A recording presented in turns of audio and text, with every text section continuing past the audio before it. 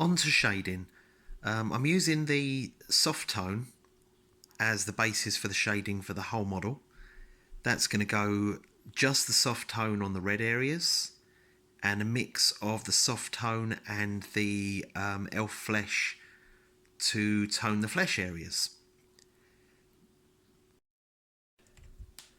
I've mixed a small portion of each in the palette, and if you have a look at the consistency, it's got it down, watered down to very much like a milk. You don't want it to be thick paint. The idea is this should have a lot more flow and should run back out of the palette well. You can see how it's still flowing, it's still reducing.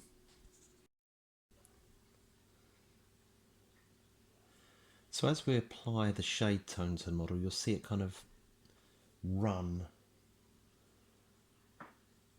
and pull in various places, and that's essentially what we're trying to get. We want this to settle as a darker area in all of the folds and withdrawn areas where shade would normally happen. You know, it provides a very kind of natural light and shade effect, because this dark tone falls into the places where shadows would naturally occur. This, which I'm using at the moment, isn't by any means the strongest of shade tones, but I do find with flesh, my style is that I don't go too heavy on the dark recesses. Some people have great success with really, really dark skin tones at the very, very shadowed areas. I've found I don't particularly. I like a more mellow transition for my flesh tones. So my darks aren't going to be a million miles away from my lights. Yes, you'll see I've got a little bit on the red there. I'm not going to worry too much about that. Part of the reason I've gone with the flesh tone first is it's a creamier paint. It's a little harder to control than just the flesh tone, than just the soft tone on its own. But being the lighter one, it will paint over more easily than the dark. So I'm going to start with these light areas, and then when I come back to do the red, I'll be using a much darker tone.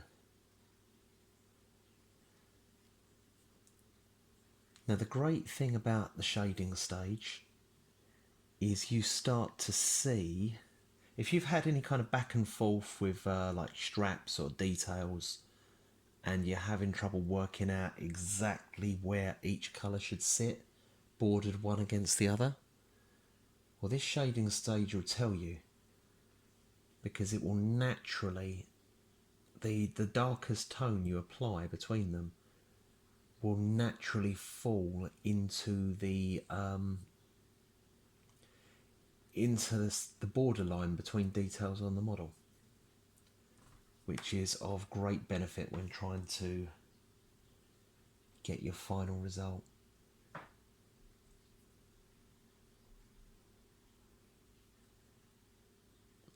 That's it. Like I said, I'm not worried too much about a little bit of messiness on the skin tone. With the easier to control varnish tone, I'll be a lot more careful about the edges.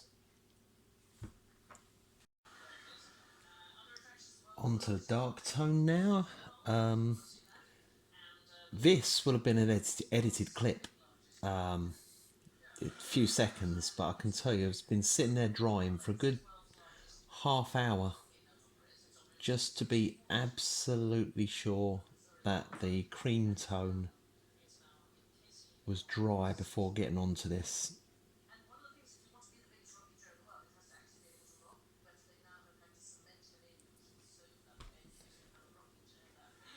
So I've been using the size 0 basic brush throughout.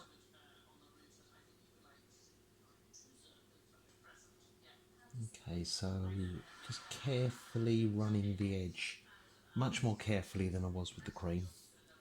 And this darker tone, as I said before, will provide a very nice edge.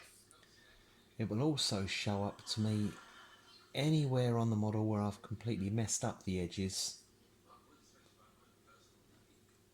allowing me to go back and do a little bit of tidy up later on.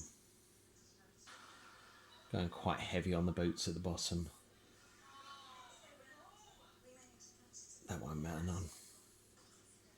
It'd be more of an issue if you was looking to get this off onto a clear base later, and obviously if you are working with the intention of transferring your model to a clear base, you really don't want to have too much paint built up in the corner there between the boot and the base itself. But as I'm going to be using this base and repainting it, that's absolutely fine. I don't mind that building up there. That'll be absolutely fine.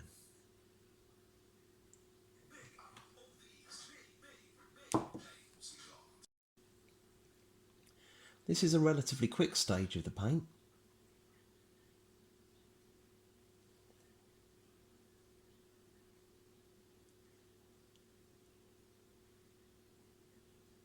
Probably find it's quite easy to get your tone on.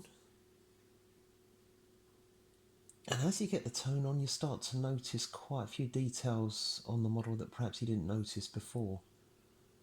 I'm certainly seeing in the skin a lot more of the studs. She's got quite a lot of piercings and studs on her arms, which I hadn't really appreciated before. But with the shading, they're starting to pop out at me.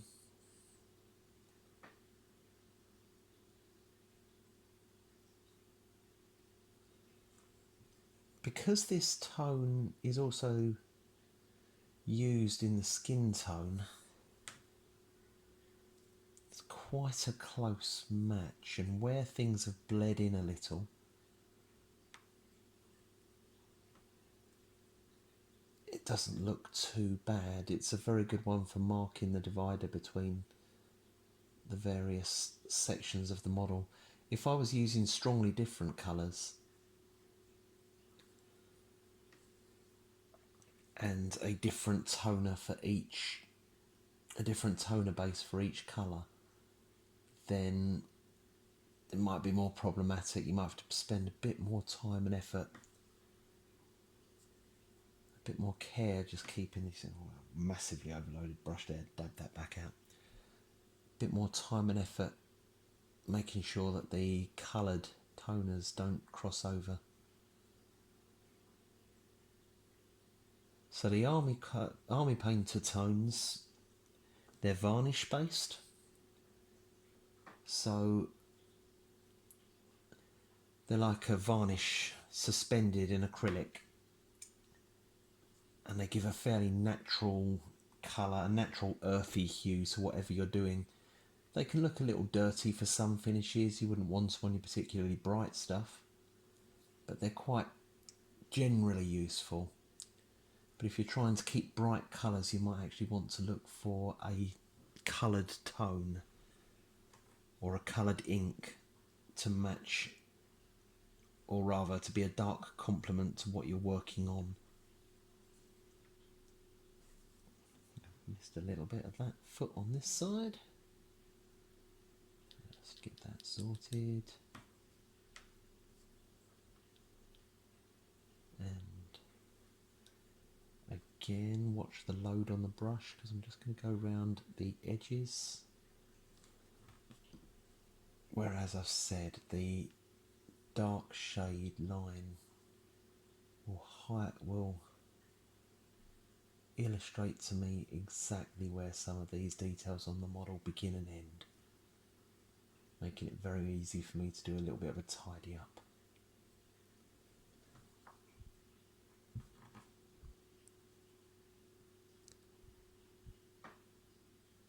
And as messy as that looks now, we're good. And here's a comparison between the base colours and the shaded version. It looks quite messy at the moment, but that will come good as we start re-highlighting the colours.